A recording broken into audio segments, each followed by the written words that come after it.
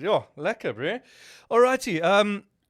So Truth is your brand. You do a clothing brand, right? Yes, All right. So you the designer, you the everything, or I'm- how's it work? I'm everything You're within everything. I'm everything. Chief the cook and bottle mastermind. washer. I cook, I dish, I serve, and wash the dishes afterwards. You do everything, huh? Yes, I do everything. However, now I have people working with me. Mhm. I have people working with me. So I've got about 3 employees that I have. I've got about 3 employees, 2 in the Fantastic. production side, and then 1 here in a trading side. Okay. Jeez. So this is the dream. This is growing a clothing brand in South Africa. Actually, my dream was to become an electrical engineer. Okay. That's Which, a little change, huh? I mean, Fashion was always my second choice. sure. It's one thing that I always knew how to do. When I grew up, I was doing hand stitching. My gray at school, when it's long, it's big, I hand stitch it myself. I remember in grade 12, I had a skinny gray with the blue in the blue, like I made it blue in the pockets with my own hands. So my gray was different from anyone else from the school. The principal, they chased me but they didn't succeed. Because at that time I was doing grade 12, and then we had our metric jacket was a cardigan that had a a stripe blue, gray, and white.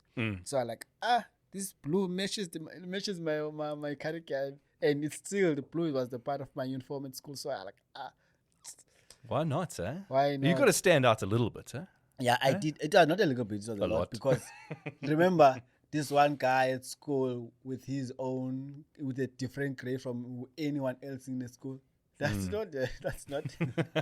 I suppose when everyone's wearing exactly the same thing, Yeah. you're like, if you change a Yeah. little bit, it makes you stand, stand out. Yeah. So you've always then been this creative guy trying I've to do always something been interesting. Huh? creative. I've always been creative when it comes to fashion.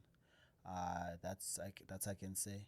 However, what happened is I studied electrical engineer. So from studying electrical engineer, I couldn't get a job in my field of study, man. So which I then worked in various companies, retail, obviously.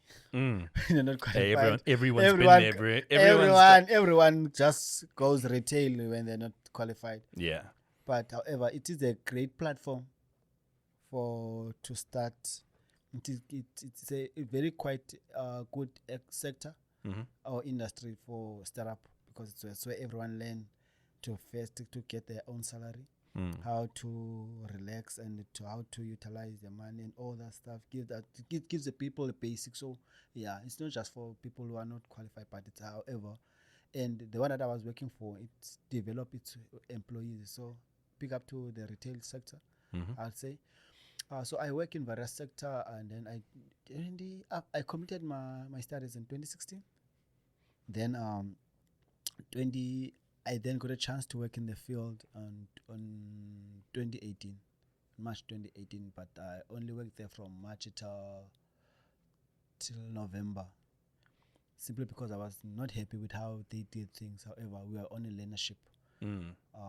Whereby they're supposed to give us the skills which we acquired that will help us even when we're employed in another sector. However, the company treated us as slave, like not to say more of a labor than electrical interns. Yes. They make us do all the hard work instead of teaching us the fundamentals of the electrical work. So I'm like, this place is not for me. Let me resign. Let me resign. So I resigned and then went and worked for another company. And then there I was an auto class technical fitter. One thing I can say is that I'm very good when working with my hands. So that's what helped me the most. Like that's what also helped me with even the field which I've chosen for, which is in fishing. So I worked there I was also doing a training, like an internship there, it started from November 2018, and then until November 2019. However, I worked there, proven myself that I'm worth them keeping me and making me permanent. Actually, I'm glad that they didn't make me permanent. Now that I'm glad that they didn't make me permanent. They didn't make me permanent. So what happened is that On October 2019, like looking into it, was a month before the contract came to an end, and then the company was not saying anything about what you call it, about making us permanent or extending the contract. I was like, You know when they get quiet, eh? yeah. Then you know. When they get quiet, you know that it's clearly that they will not renew the contract. Yeah. So I was like, what is it that I'm going to do once my contract comes to an end? Luckily, in my circle, I had a guy that had his own clothing brand and he was sewing. So I was like, instead of me sitting at home after the contract, let me just ask him to teach me how to use a sewing machine. So okay, I had a word with him. He agreed. So I remember the day. It was on the 26th of October 2019. So it was exactly a month before 26th of November. When my contract will come to an end. So what I usually used to do is that I used to go to work instead of working overtime from the 26th. I would after work, I'm not working overtime. I'm going to this guy's place and sit there, use a machine. The first day when I was using a machine, I felt like I've been using a machine for a while. I have a video on my TikTok account where that was the first day I used the sewing machine. But someone who could guess or could say like I've been using it for quite some time. So I'm like, okay, this thing feels natural. So as a result of that, it only took me 7 days to only know how to make my. And then after 7 days, on the 7th day of learning how to use a sewing machine, I made my own T-shirt. Okay. Yeah. On the 14th day, using the sewing machine, I made my own sweatband. I was like, on that day, I was like, fuck, I'm good with this. I'm good with this. I think whether they renew my contract or not, yeah, I'm not gonna stop learning. So we learn. I learned. So till like then the contract came to an end. I'm like, okay, I'm now gonna be here, just assist my friend.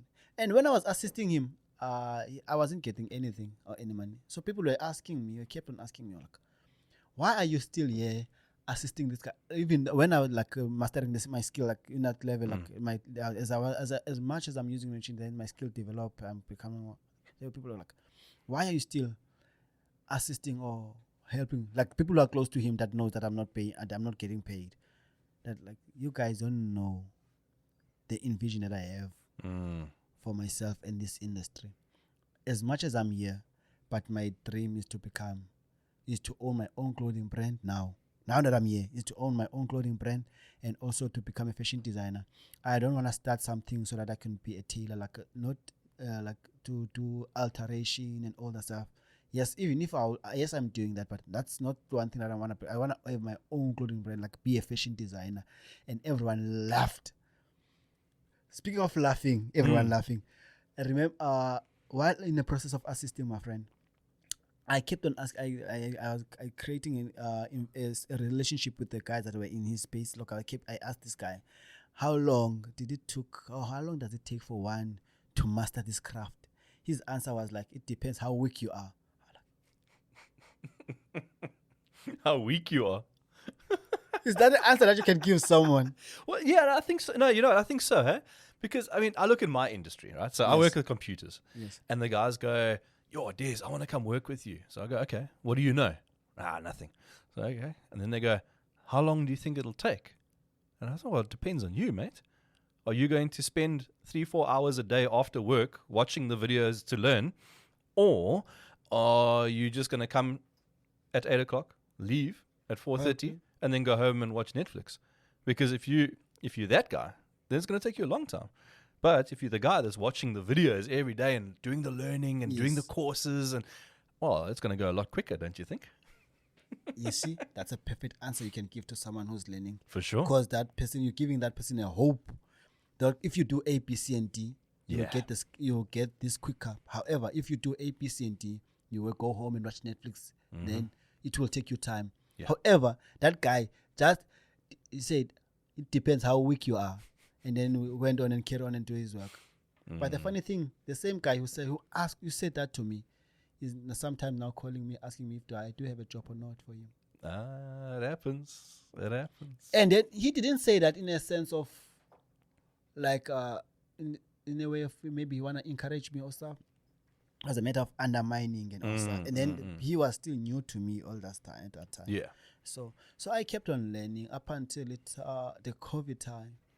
Kept on assisting my client until the COVID time. And then this other day, as much as I already had the dream of running my own clothing brand, so this other day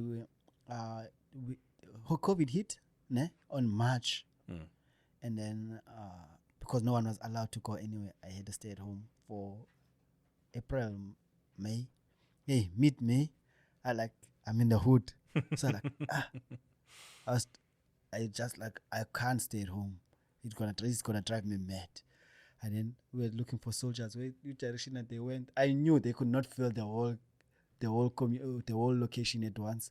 So we looked to check which side are the police, which side are the soldiers. Then we walk. We're like vigilant. You see those games whereby you're hiding from being playing hide and seek. Yes, yeah. I did that for quite some time. Then so this other day we're having a conversation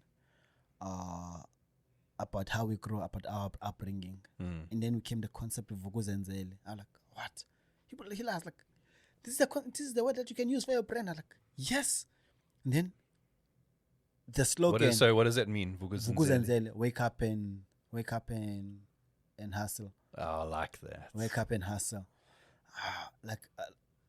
Immediately after he said that, I like the slogan, just like, let the results speak for you. I don't know where it came from. If I'd say I know, I'd be lying, because he gave me that word. I'm like, okay. And then the slogan, let the results speak for you. I'm like, yeah, vukuzenzele, keep quiet and let the result talk rather than speaking a lot. Like, okay. Same time, went to my phone, downloaded the logo designer app. Went there. I got it was just the logo that I had. I don't have it, and I lost it. It was just a guy wearing a suit, a tie, and a hat. And then I have a guy that a friend of mine from high school that is a graphic designer. I sent him the logo. Like, this thing, my bride, for some time it will be complex for some art to print it in various design, like for vinyl, flock. It will want this specific design and all that stuff. I was like, okay. I went home, relax. My mom is a domestic worker, right? And then the person that she was working for was a fashion designer. At that time, she had a 30 years experience in the industry. So she hooked me up with her. On that process, we engaged. We gave me advice. Like I told her, she asked me. We had a meeting. She asked me, "What are my plans for my brand?" In depth, why the name and all that stuff. I told her the name, why the name. I told her the concept. She was like, I like the concept. I like the name, even though I can't read it. However, one thing that she highlighted, I was like, hey, most people, like, I've been in the fashion industry for quite some time. If the brand, like, my intention, like, I want to take the brand international. You see, when you start something, you envision all these things. I want to take the brand international. What if you want to take this brand internationally? Most people like to wear stuff that they can easily resonate with. Yeah. So what does that mean? It starts from reading the word of the brand. Is it complex for the person, for the next party to read it or not? Yeah. So after it is difficult, is it easy for them to understand the meaning of the word? It's so important, because like you can, I mean, if you look at Nike, for instance, Nike is simple, that tick, but you put it, just do it. Yeah. It resonates. It's like a second level, then beyond that, it's like your quality and this and this and this. So you start with that little, it works, mate. Yeah. After that meeting, I took my phone, called one of my friends. I'm like, bruh, I need 4 names that describes me and that I can use for the brand's name. A word that will easily affiliate with my slogan because I don't want to change it. Let the results speak for you. It's actually like, I know he's good. He's good in writing essays. He's good in speech. He's good in debate. Yeah, so I'm like, okay, this is out of all the people that I let me just give him a call. He said, give me 5-10 minutes. As soon as I went out from the mall, that we had the meeting with the business with the fashion coach he sent me the WhatsApp message. Ding. I look at the names. There was Truth, Style, Swag. I forgot this other name, man. But I didn't even look into those other names. I went for Truth, simply because it's a word that resonates with me. Yeah. I'm not that type of a friend that if you're asking advice from, they will tell you the opposite of how they feel or how they think of the current situation. I will tell you things straight as they are. How you take them, it depends. It lies with you. I will never I'm that type of a person, transparent. I'll tell you things as they are. If you want advice, that a person that will console you or sugarcoat stuff and all that stuff, then I'm not the right person to ask advice from. Or I'm not the right person to engage, nor communicate with. Yeah. So that's the reason why I went for that word. Yeah. For that name. Yeah. So, I mean, this is a great story. This is coming out of, literally coming out of a location and into building a clothing brand. We met at the Belleville Expo. Yes. We had a nice chat, I think. I met so many people there. I'm like, But I remember looking at your stand and going, yo, it's colorful and it's bright. And you had the shirts and the designs and all of that. And it kind of just speaks to Africa, it's in terms of that brightness and whatnot. It's such a unique, whilst it is in line with a lot of brands in Africa, you've got a unique style to your stuff. Yes. Which is what I really looked at. I was like, yo, this is cool. Now, your style, not my style necessarily. I'm a plain Jane type, I don't do the bright colors and whatever else. But I can look at that and go, yeah, that's cool there. I like it. What motivates you on your designs, and where do you get your inspiration, your inspiration and whatnot from? I get my inspiration. Let's say, believe it or not, some of my design I just dream about them. I know. I can believe that. I can believe that. My craziest ideas come from dreams, for sure. Yeah, I dream about them. However, that sweater, the one with the colorful, that one, the person that inspired it was my son. This other day, he came back from school, to where I was working from.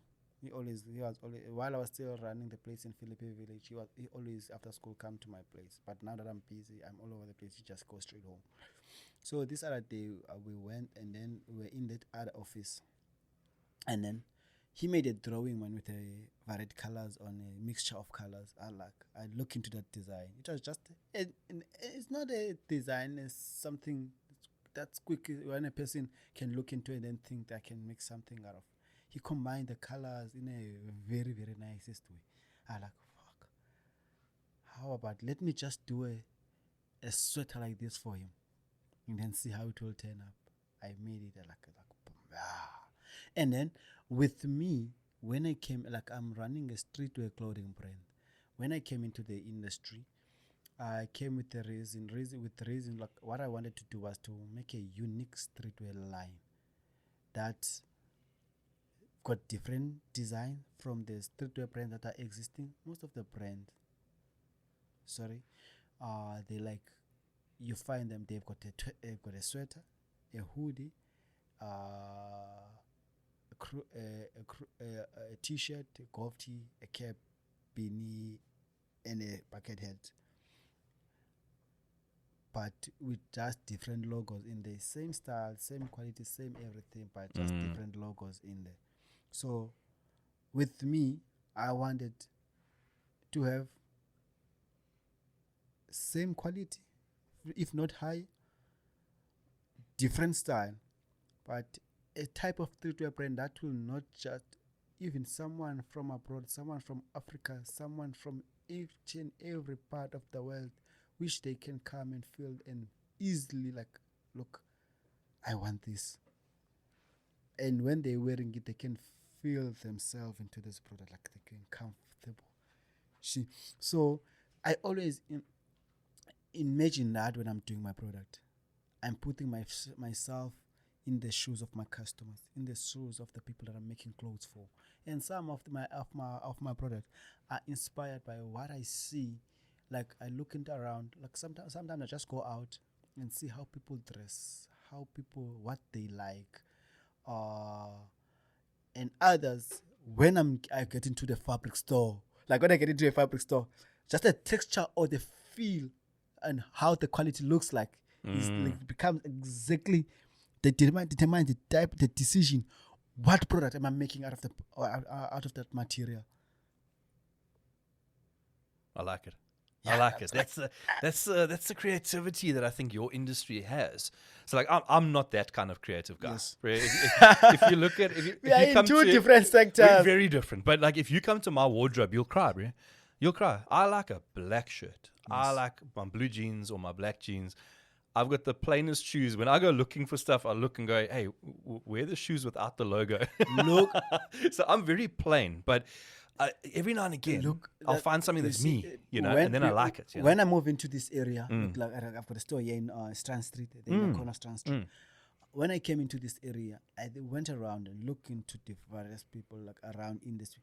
That's the reason why I do with me. I have a T-shirt that I've got slightly small symbols in them, plain but with a small symbol, because looking into this area, like I've discovered that we find a lot of people with who like the same style as you, like their stuff black or brown, charcoal, all those colors with a plain simple logo in there.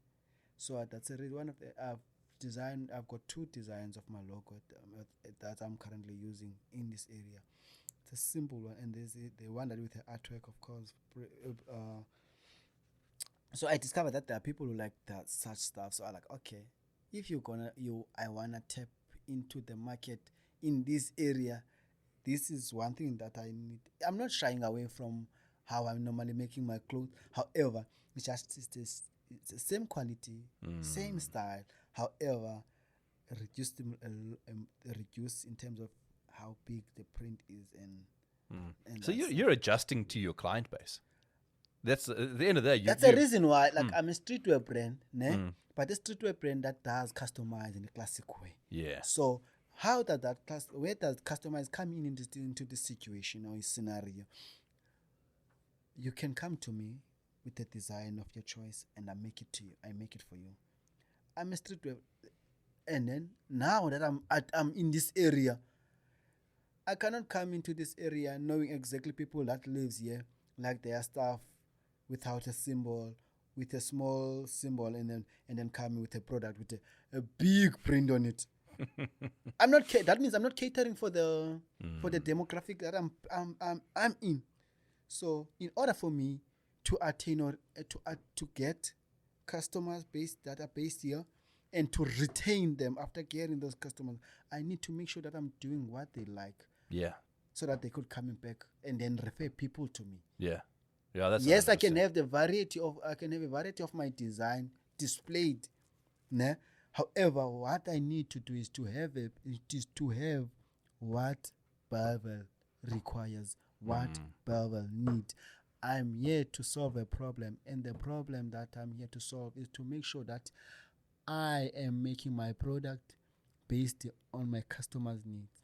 That's fantastic. All specifications. I love that, bro. I love that.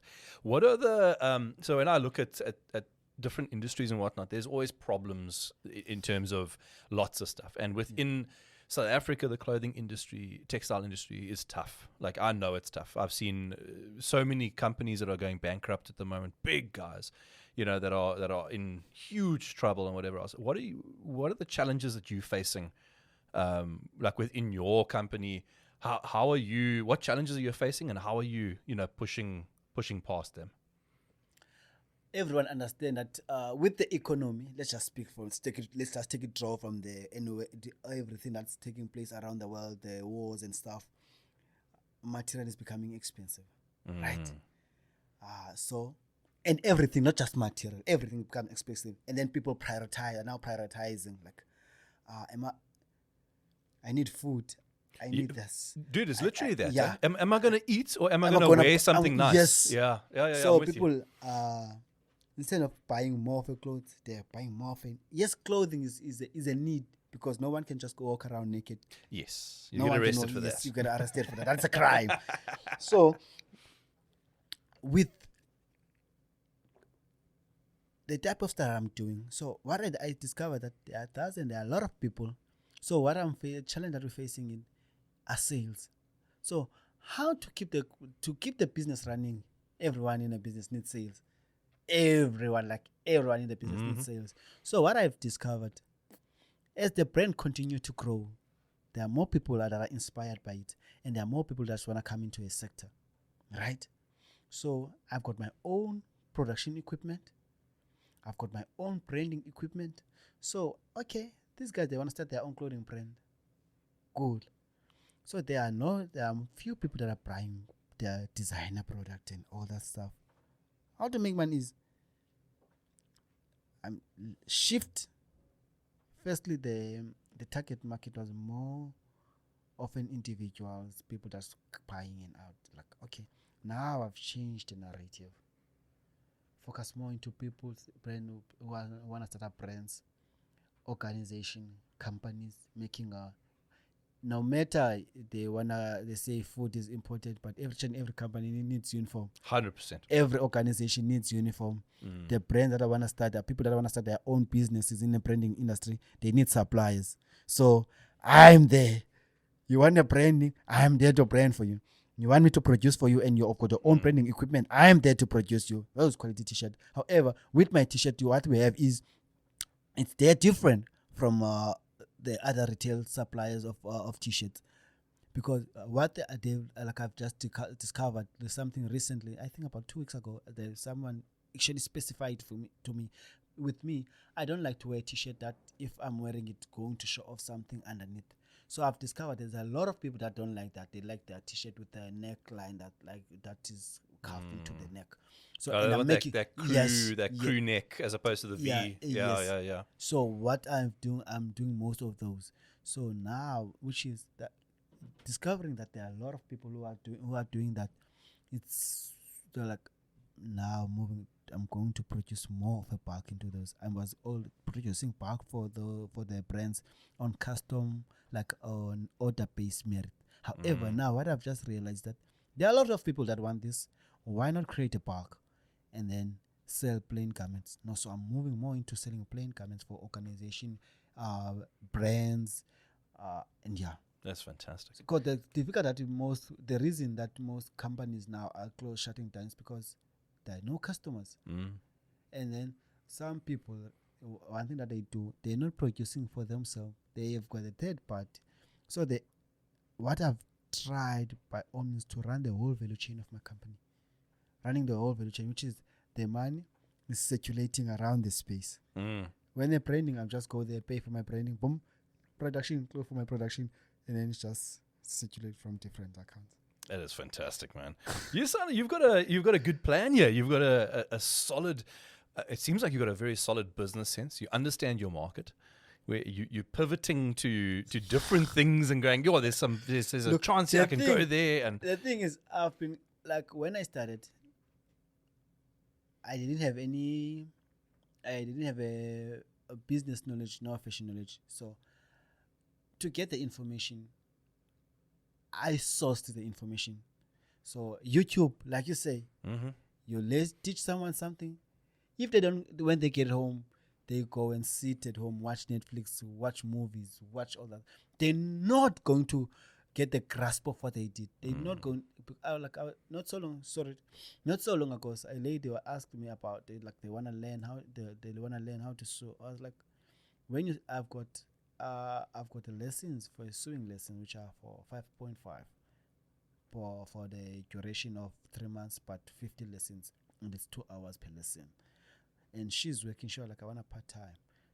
No, you can part-time. However, if you're going to spend 2 hours from me, then go work to the whole week, and then we not see each other. Maybe you are busy, and the following week you don't see me. That 2 hours that we spend together is going to be pointless. Yeah. So what I'm you're going to to forget, yeah. Yes, what I'm going to recommend is that you get your own sewing machine. After the lessons, you use YouTube. You do practical work, so that when we meet again, we recap from what we did, not start over. It's me showing you how to do what I showed you previously. Otherwise, we won't see the value and the result in what we're doing. So that's how what I did is that I kept on learning YouTube, attended business incubation project to equip myself when it comes to this sector, because after I've went my own way in terms of starting the brand, it's like and with the COVID, people losing jobs, company closing down, major retail, fashion, clothing production retailers closing down. I was like, what's the point of me making a CV? Go and submit it into a specific company, and then it got shoved into the bin or deleted, while I'm sitting there at home waiting maybe for a better result. Let me just do something of my own, because I can, and I've got the capability. I'm way more than capable. I don't start something that I'm not going to finish. That's one thing about me. Even no matter how difficult the situation is, I make sure that I push till I see the result. For instance, when I started, I had nothing. I absolutely had nothing. I borrowed 1,375 from my brother to rent a space in the manufacturing capacity. So, which I then, 3 months later, I bought my own 2 sewing machine with the assistant of my friend Pumzile Ebo. Thank you to him. One thing that I want to highlight: the people that I had in my life when I started, they really, really helped me a lot. They helped me a lot. Did I tell you that before I started my own brand, as much as I was in the planning, before I started my own clothing brand, the guy that I was learning to use sewing machine from chased me from his place. Don't laugh. He chased me from his place because he was like, "Hey, bruh." He sent me a VN. We just went apart from that day. When I get into my township, the phone, a WhatsApp beeped. I look, it's my friend. Like, my God. He sent me a VN. He was like in a VN. Hey, bruh, when I took you in, it was an intention to teach you how to sew. Now you're taking my customers. I'm taking your customers. I'm not even making money from your space. It was just a factor of I built a relationship with the people around him. I'm very nice. I'm very friendly. Up until the person started to do otherwise. Now, don't ever come into my place. You're always gonna have haters, and I look at it and I go, so in my business we do computers, right? So we do IT, and I love seeing new companies open up.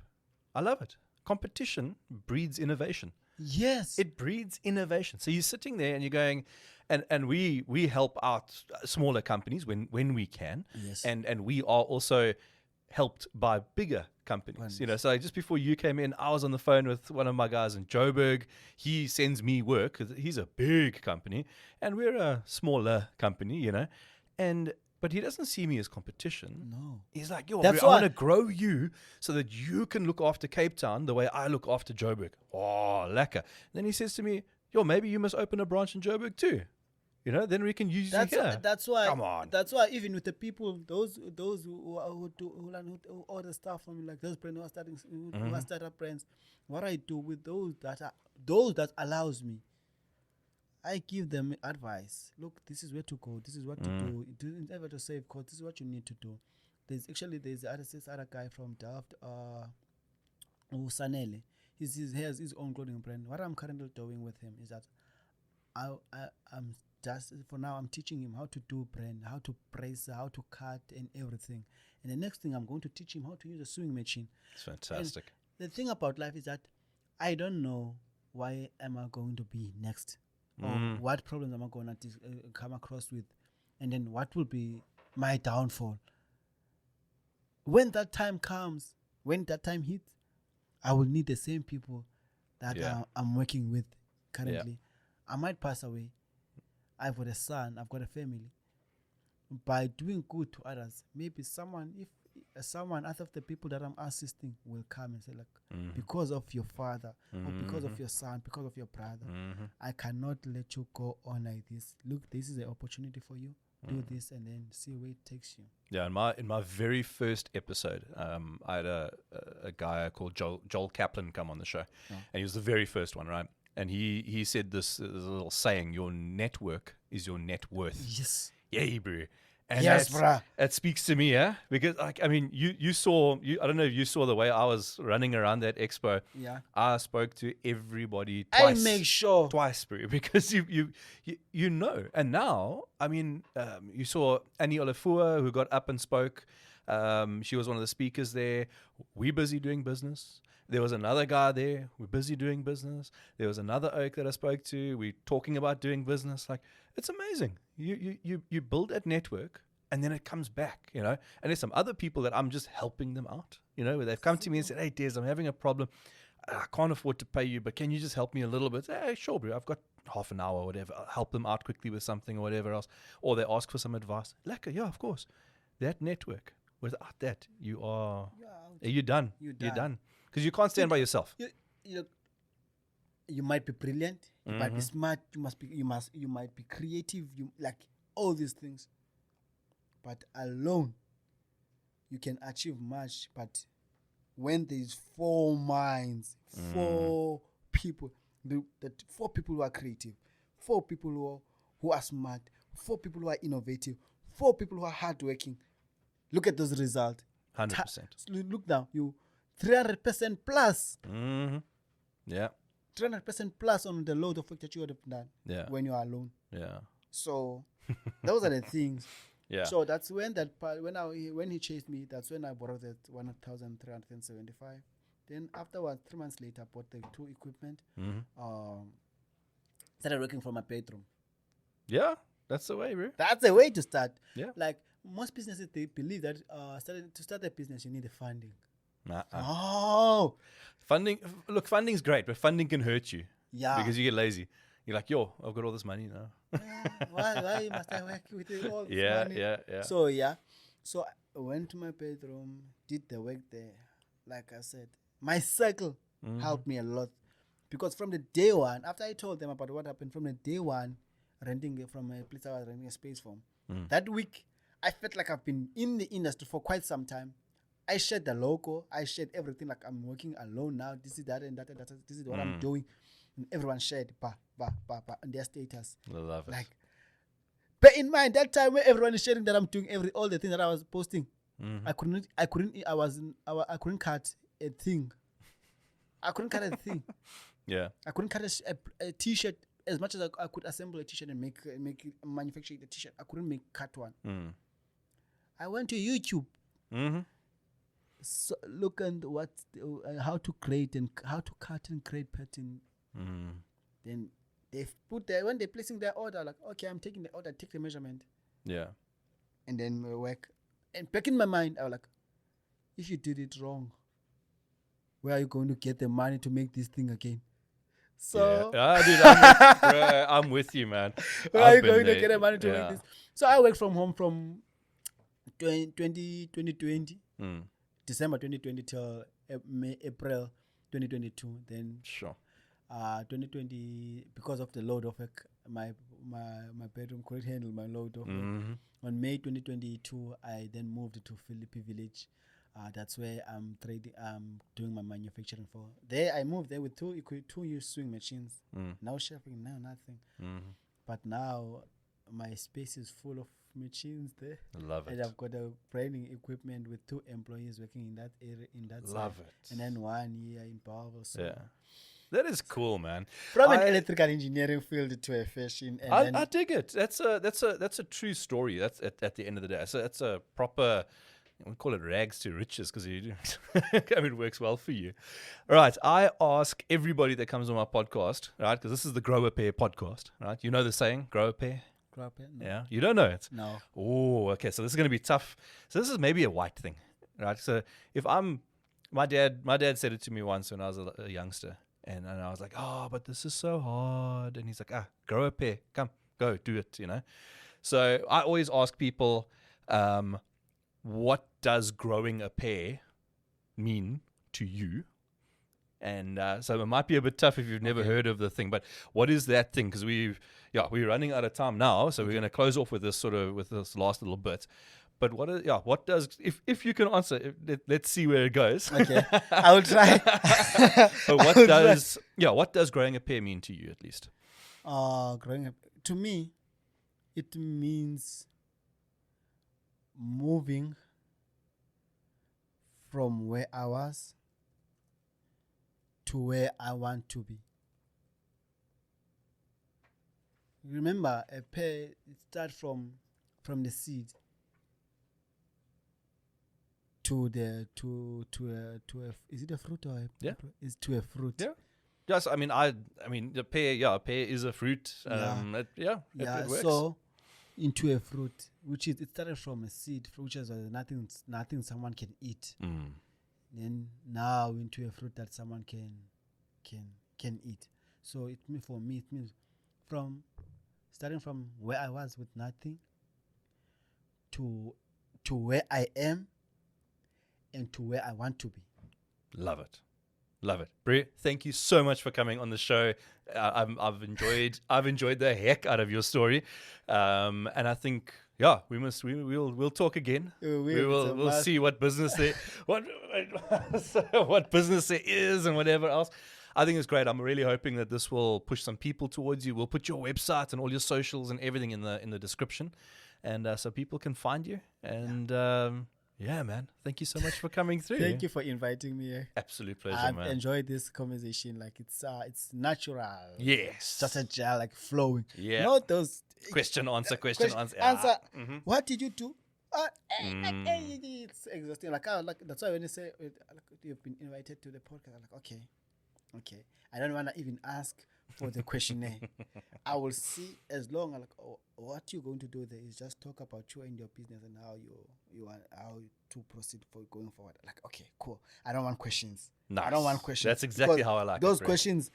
It's become it becomes a dialogue, not a genuine conversation. Yeah.